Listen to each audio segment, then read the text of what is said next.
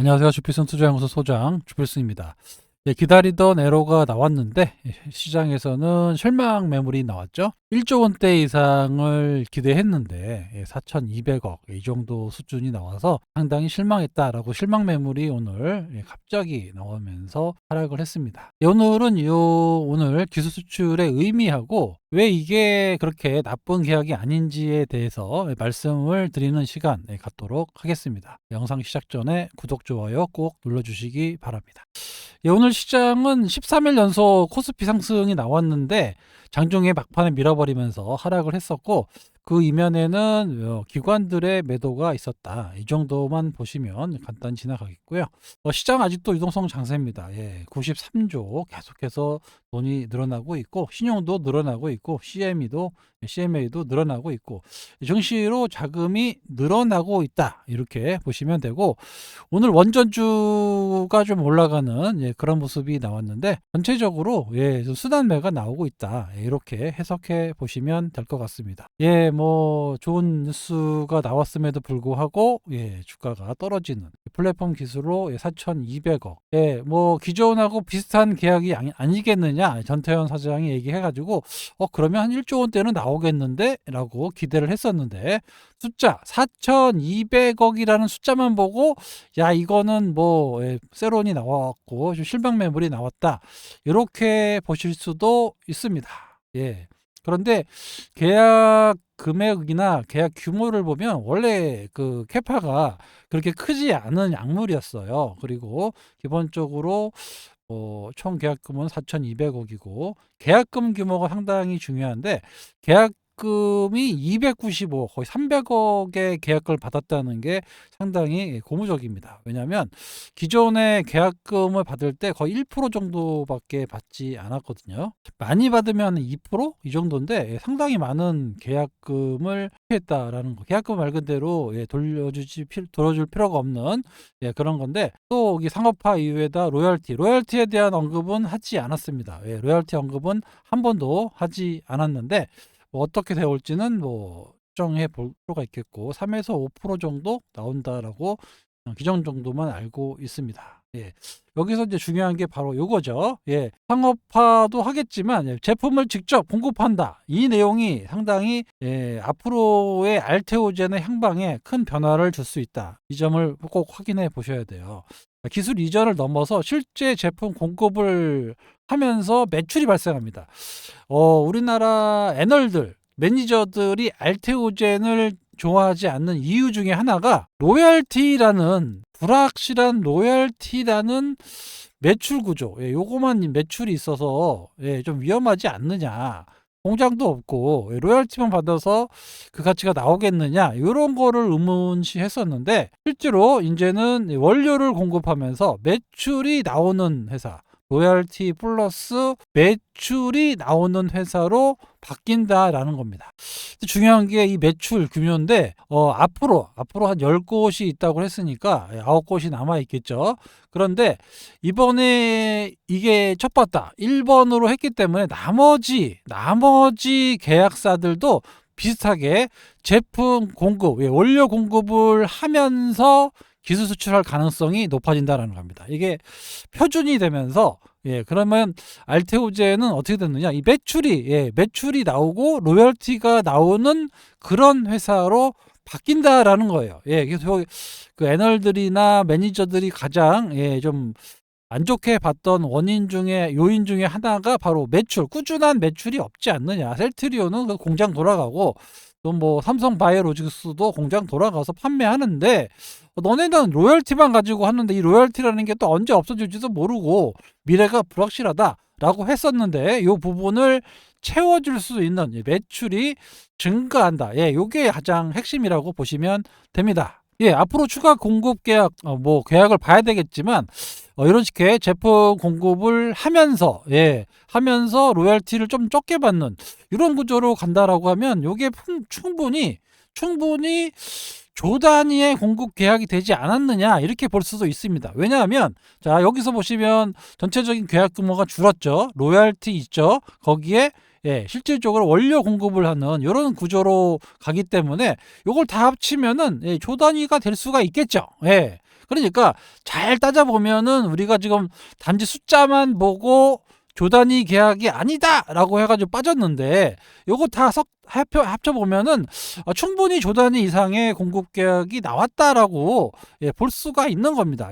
그래서 요게 어떻게 부각될지, 앞으로 이 부분이 앞으로 알테오젠의 주가에 어떻게 반영될지, 우리 똑똑한 애널리스트들이 어떻게 접근할 수 있을지 한번 지켜보도록 하겠습니다. 상당히 의미 있는 계약이 나왔어요. 나왔음에도 불구하고 지금 시장에서는 단지 4,200억 1조가 안 되네, 이래서 빠졌다라는 거, 정말 한심한 생각입니다. 여러분들이 아직도 알테오제를 잘 모르니까 그런 실수를 하게 되는 거고, 그러니까 제가 소통방에 오시면 다 알려드린다고 말씀을 드렸잖아요. 그죠? 자, 현재 알테오젠과 기술 이전을 한 회사들 많이 있어요. 머크도 있고, 뭐 인도 산도주, 다이치 상교의 뭐 아스트라제네카, 이번에 글락스미스, 그냥 글락소라고 할게요. 글락소도 원래는 이게 할로자임하고 계약을 먹는 아삼육 회사인데 알테오젠하고 계약했다라는 거에 대해서 의미가 있습니다. 자, 보시면 선급금, 여기 보시면은 이제 계약금이라고 보시면 되죠. 프로테지가 얼마 안 돼요. 1% 여기 좀 많이 나왔고, 금액이 작으니까 2%, 요때 좀 다이치 상교하고 좀 많이 받았는데 7% 받았거든요. 금액 보세요, 얼마인지. 273억이에요. 여기 뭐 영국의 그 아스트라제네카하고 했다라고 해서 나오는 게 1조에 360억, 8,700억에 290억이거든요. 그런데 뭐 4,200억 계약의 계약금이 얼마입니까? 거의 300억 돈, 295억이니까 300억 받은 거예요. 이게 엄청난 계약입니다, 이게. 이런 것들을 보지 않고 무조건 4,200억이다. 요거에 여러분들이 좀 실망하실 수 있는데, 알테오젠의 매출 본격적으로 늘어난다고 말씀을 드렸습니다. 2026년, 7년, 8년 계속 늘어납니다. 영업이익 엄청나게 늘어나는 원년이다까지 말씀을 드렸어요. 반환하지 않아도 되는 거는 다 매출로 잡아야 되니까 앞으로 많은 공급사들이 이렇게 될 수밖에 없다, 이렇게 말씀을 다시 한번 드리고, 할로자임 계약사 글락소가 이번에 자회사긴 하지만 공급 계약을 맺었다라는 거는 상당한 의미가 있다. 거기에 원료 공급까지, 또 상업분 제품까지 공급한다라고 하면 플러스 알파가 있어요. 요까지 합치면 과연 1조가 안 될까? 요것도 여러분들이 의심을 한번 해보셔야 됩니다. 또 이따 말씀을 드리겠지만 상당히 그 약물이 나쁘지 않아요. 1년에 연평균 50%에서 60% 이상 증가하고 있는, 점유율이나 매출이 증가하고 있는 약물이기 때문에 이게 뭐 단순하게 나쁘게, 로열티가 있기 때문에 나쁘게 볼 수는 없습니다. 기사가 나와 있죠. 기술 수출에도 3% 하락했고, 넥스 거래에서도 약해지고 있다. 지난번에 그 빅지를 예고해서 올랐다가 다시 공시가 나온 다음에 실망 매물, 뉴스에 팔아라라는 격언 때문에 빠졌다, 이라는 내용이 나오고 있습니다. 자, ROE가 상당히 좋아요. 27년에는 이익이 퀀텀 점프를 할 수 있다.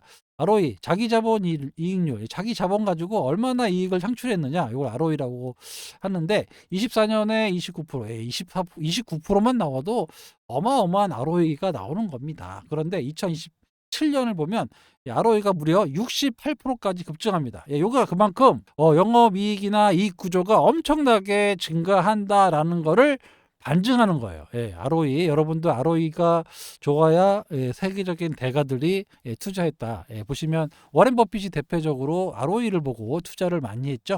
자기 자본으로 얼마만큼의 이익을 내느냐, 요거를 측정 그 가치 평가를 할 때 썼던 재료인데, 보시다시피 엄청나게 높은 ROE가 설정이 됩니다. 그래서 주당 EPS, 주당 단기 순이익을 나눈 거죠.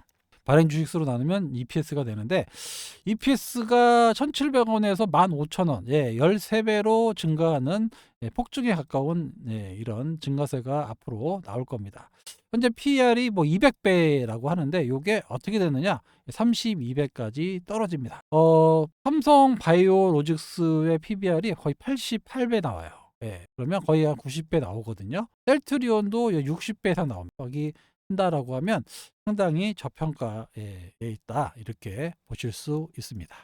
예, 이거 알테오젠 분차트인데요. 예, 여기에 전태현 사장님이 다음 주에 나올 수 있다라고 하면서 급등을 했고 오늘 실제로 발표가 되면서 다시 세론이 나오면서 하락을 했는데 하여튼 뭐 그래요. 이게 지금 알테오젠을 투자를 오래 해보신 분은 아실 겁니다. 예, 계속해서 뭐 기술 수출 나올 때마다 세론이 나오고 계속 그랬습니다. 예, 계속 나오고 또 빠질 때마다 특허 문제, 특허 문제로 많이 어려웠잖아요. 특허. 올라갈 만하면 특허, 올라갈 만하면 특허. 계속 그랬어요. 그죠? 그런데 이번에 글락소가 계약을 했다라고 해서 특허 문제가 많이 좀 떨어졌다라고 볼 수가 있습니다. 특허 문제가 이렇게 어려울 것 같으면 이 계약을 성사할 수가 없습니다. 그죠? 리스크가 있는데 뭐하러 하겠습니까? 금액을 떠나서 일단 특허 문제가 수면 아래로 떨어졌습니다. 여기 특허 문제로 떨어진 거 아니에요, 이게. 그죠? 에러가 터졌고 그러면 이런 부분이 주가에 점차 반영이 돼야 된다. 이렇게 보실 수 있고요. 자, 이거는 이제 다른 시각에서 쓴 기사인데, 자, 빅파마, 글라스고까지 빅파마 5곳의 기술 수출을 성사했다. 상당히 고무적이다라는 평가를 했고 내용을 잠깐 살펴보면은 젠퍼리가 이번에 계약을 했는데 여기 보시면 영업이나 매출이 늘어나는 걸 한번 보셔야 돼요. 2023년에 1억 4천만 파운드였는데 2024년에 7억 6천만 파운드, 작년 3분기까지 6억 파운드, 4분기까지 하면은 뭐 세소 7억에서 8억 파운드 되겠죠. 그러면 1조 2천억까지 늘어난 건데 그럼 여기 1조 뭐 한 5천억에서 뭐 1조 8천억까지 늘어날 수 있겠죠. 이 정도의 캐파인데 보시다시피 이게 상당히 빠른 속도로 매출이 증가하고 있는 그런 약물이에요. 이거를 너무 좀 과소평가했다 이렇게 볼 수 있습니다. DS증권 모 애널이 너무 캐파가 작은 거 했다라고 이게 좀 딴지를 좀 걸어놨는데 이렇게 성장할 수 있는 그런 약물을 너무 저평가한 게 아니냐 이렇게 보입니다. 자, 여기서도 또 나오죠. 자, 여기서 주목해야 될 점, 단순히 LOD를 넘어서 공급과 생산, 그죠? 핵심 파트너를 자리 잡았고, 자, 마일스톤, 또 상업화 로열티, 거기에 원료 공급이라는 새로운 캐시카우를 확보했다. 요거 여러분 중요합니다. 요게 주가에 반영이 안 됐어요. 기존에 말씀을 드렸지만, 지금 뭐 맨날 말씀드리는 거는 마일스톤, 기술료, 상업화했다, 로열티, 이게 끝이었는데, 여기에 원료 공급이라는 새로운 캐시카우, 요게 중요한 거죠. 앞으로 만약에 공급 계약이 뭐 계약이 나온다라고 하는데, 이런 비슷한 이게 원판이니까 비슷한 구조로 간다라고 하면 아마 처음 계약 규모는 줄어들 겁니다. 여러분들이 생각하시는 것보다 줄어들 수 있어요. 하지만 여기 원료 공급이라는 게 붙었다라고 하면 충분히 해볼 만한 계약이다. 이거는 회사에서도 안정적인 매출을 꾸준히 내기 위해서 만든 장치가 아닌가 이렇게 보입니다. 기존에 없었던 거예요, 이게. 그러니까 이번 딜이 좀 오래 걸렸다라고 볼 수도 있는데 아무튼 요게 가장 중요합니다. 지금의 기존에 없었던 제품 원료 공급 상업 공파에 따른 공급을 하기 시작했다라는 거에 요게 안정적인 캐시카우, 새로운 캐시카우를 확보했다. 요게 가장 중요한 건데 요 내용이 전혀 반영이 안 됐어요. 이게 어떻게 반영될지 한번 봅시다. 제 생각에는 이 상당히 좋은 딜이 아닌가 이렇게 볼 수가 있고요. 자, 이번 딜을 하면서 전체의 그 에로 계약이 11조 원대까지 늘어났고요. 자, 톱티어 최상위 글로벌 제약사들이죠. 산도즈부터 머크, 다이치 산업, 아스트라제네카, 글락소까지 5곳에 달한다라는 게 이번 에로의 핵심입니다. 아시겠죠? 요거를 여러분들이 놓치시면 안 돼요. 뭐 숫자만 보고 4,200억, 아유 1조 아니네. 이거를 실망하실 필요가 없고 이 약물 자체가 고성장하는 약물이고 거기에 따른 로열티를 받잖아요. 로열티를 받는 구조에 플러스 제품 공급이라는 매출이 발생되는 그런 구조이기 때문에 이 계약이 과거처럼 한 번에 끝나는 단순 계약이 아니다라는 거죠. 요거를 여러분들이 꼭 기억해 주시기 바랍니다. 어제 제가 소통방에서 여러 종목들 좀 정리해 가지고 한전의 한국전력에 대해서 말씀을 드렸고 실제로 매수를 했죠. 그래서 오늘 보니까 급등이 나왔어요, 한전이. 생각보다 빠르게 나왔는데 한전은 제가 지난번 시간에 한번 말씀을 드린 적이 있죠. 영업이익 작년 영업이익이 15조입니다. 15조인데 그때 36조 정도 됐으니까 36조밖에 안 한다. 영업이익이 15조인데 시총이 36조. 이 말이 안 되잖아요. 근데 많이 올랐다고 해도 현재 42조가 좀 안 되거든요, 시총이. 그런데 올해는 20에서 25조 정도까지 나올 것 같아요. 그러면은 지금 시총이 PER 기준으로 상당히 싸다라고 말씀을 드렸습니다. 근데 생각보다 한전이 원전 쪽에도 이제 진입을 했고, 그리고 이번에 뭐 CES에서도 한전이 상당히 많은 것들을 발표를 했어요.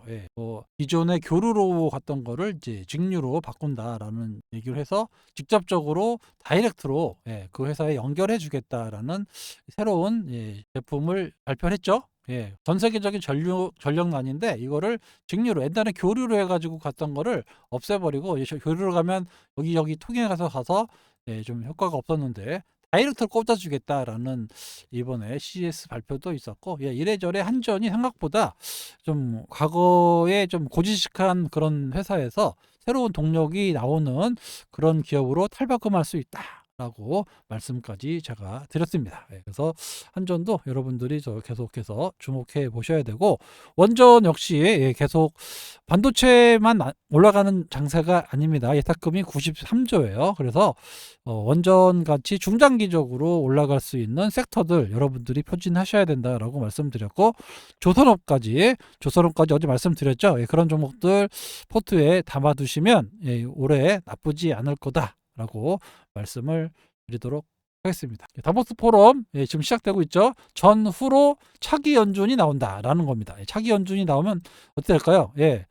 더 이상 파월의 말을 듣지 않아요. 차기 연준이 어떤 식으로 뉴스 인터뷰만 해도 어떻게 변화가 됐는지 나옵니다. 그래서 차기 연준은 뭐 누가 뭐래도 트럼프 사람이기 때문에 무조건 금리 인하 쪽으로 갈 거예요. 그래서 어쩌면 3월이 아니라 뭐 더 빨리 될 수도 있지만 아직까지 파월이 이제 힘이 있기 때문에 6월부터는 본격적인 금리 인하가 시작될 수 있습니다. 이 점도 여러분들이 앞으로 주목해야 될 상황이다. 물론 트럼프가 좀 그린한드 때문에 좀 시끌시끌한데 어떻게 할지는 잘 모르겠지만 아무튼 뭐 그거는 뭐 트럼프가 워낙 좀 세계 악동이니까 어쩔 수 없고 거기에 맞춰서 뭐 나가야죠.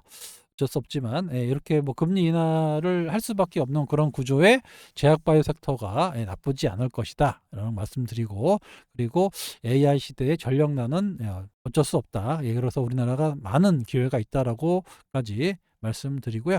그린한드 때문에 또 조선업까지 좋아질 수 있어요. 그건 나중에 제가 시간 날 때 말씀을 드리도록 하겠습니다. 자, 오늘 다시 한번 뭐 주가 좀 볼까요? 어떻게 됐는지. 아직도 더 빠졌네. 4% 정도 왔다 갔다 하고 있는데 오늘 지금 시간에서 지금 나스닥 좀 빠지고 있죠. 현재 1.6% 정도 하락하고 있는데 이것 때문에 오늘 장중 장 막판에 하락했다 이렇게 볼 수 있습니다. 그래서 오늘 미국 시장은 조금 떨어질 것 같아요. 그거 좀 감안하셔서 시장을 보시면 좋을 것 같습니다.